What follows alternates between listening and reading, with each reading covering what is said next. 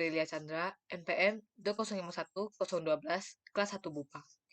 Tema permasalahan yang saya angkat untuk UAS Agama Buddha ini adalah mencegah depresi dengan dhamma. Depresi adalah suatu kondisi medis berupa perasaan sedih yang berdampak negatif terhadap pikiran, tindakan, perasaan, dan kesehatan mental seseorang. Depresi juga dapat dikatakan sebagai gangguan suasana hati atau mood yang ditandai dengan perasaan sedih yang mendalam dan rasa tidak peduli. Seseorang dinyatakan mengalami depresi jika sudah 2 minggu merasa sedih, putus harapan, atau tidak berharga. Selanjutnya, saya akan menjelaskan sejarah munculnya depresi yang saya kutip dari Wikipedia.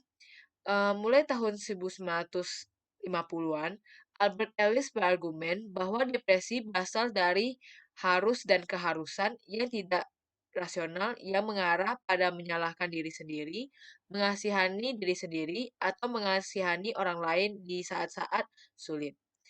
Mulai tahun 1960-an, Aaron Beck mengembangkan teori bahwa depresi dihasilkan dari 3 serangkai kognitif, pola pikir negatif atau skema, tentang diri sendiri, masa depan seseorang, dan dunia. Lalu, apa saja dampak buruk dari depresi? Terdapat 5 dampak yang berbahaya, yaitu penyakit jantung, satu penyakit jantung. Depresi membuat seseorang lebih rentan terserang penyakit jantung karena adanya ketidakseimbangan hormon dan dalam darah. Saat depresi, otak terus-terusan menerima sinyal adanya ancaman. Kedua, kecanduan. Ini karena sebagian orang keliru dengan mengira hal yang menjadi candu bisa membantu mereka mengatasi gejala depresi. Misalnya rasa putus asa bisa hilang selama beberapa saat karena penggunaan narkoba. Yang ketiga, kerusakan otak. Hal ini bisa mengakibatkan turunnya fungsi kognitif otak, yaitu berpikir, berkomunikasi, mengambil keputusan, dan mengingat segala sesuatu.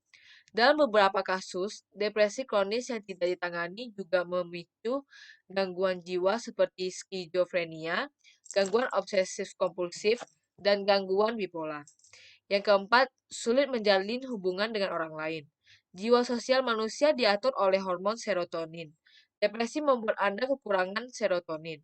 Akibatnya, Anda pun jadi lebih susah bersosialisasi dan menjalin hubungan yang baik dengan orang-orang terdekat seperti pasangan, anak, dan sahabat. Anda mungkin lebih memilih untuk menyendiri dan menjauhi keluarga. Yang kelima, bunuh diri. Gangguan jiwa serius yang dialami membuat otak kehilangan kemampuan kognitif untuk berpikir jernih dan menimbang pilihan.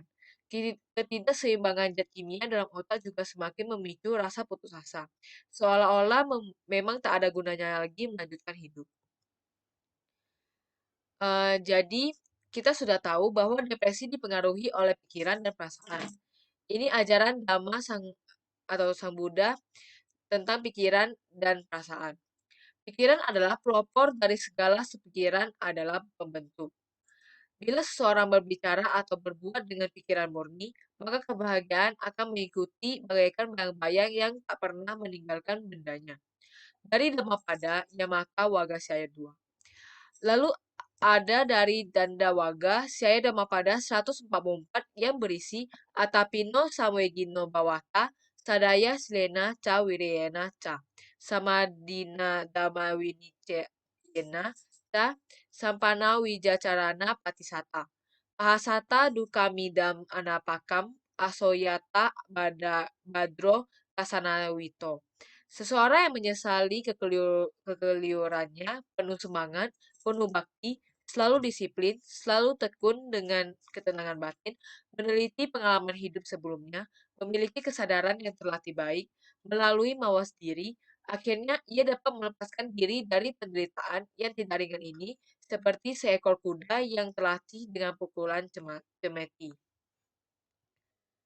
Solusi mencegah depresi. Karena depresi terjadi karena pikiran dan batin atau perasaan yang tidak bahagia atau tidak tenang dalam agama Buddha, terdapat sutta tentang pikiran dan perasaan, yaitu Indriya Bawana Sutta yang berisi dan juga Ananda, bila seorang biku menyadari keadaan mental dengan pikirannya, timbullah apa yang disukai dan ketenangan pikiran tetap terjaga. Ananda, seperti seseorang yang menjatuhkan 2 atau 3 tetes air ke dalam tong besi yang panas membara setiap hari. Ananda perlahan jatuhnya tetes air itu, namun tetes air itu cepat musnah dan habis. Demikianlah Ananda, kecepatan berkenaan dengan hal-hal yang timbul, terhenti dalam dirinya dan ketenangan pikiran tetap terjaga.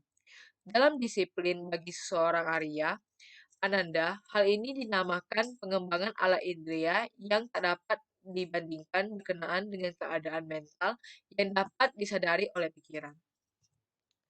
Terapi meditasi juga dapat diterapkan karena meditasi merupakan ajaran agama Buddha sebagai pemusatan pikiran untuk memperoleh ketenangan dalam mencapai tingkat tertinggi atau nirvana, dan meditasi memiliki beberapa manfaat, yaitu mengurangi stres, kontrol kecemasan, meningkatkan kesehatan emosional, meningkatkan kesadaran diri, dapat mengurangi kehilangan memori terkait usia, dapat menghasilkan kebaikan, melawan kecanduan, meningkatkan kualitas tidur, membantu mengontrol nyeri, dan menurunkan tekanan darah.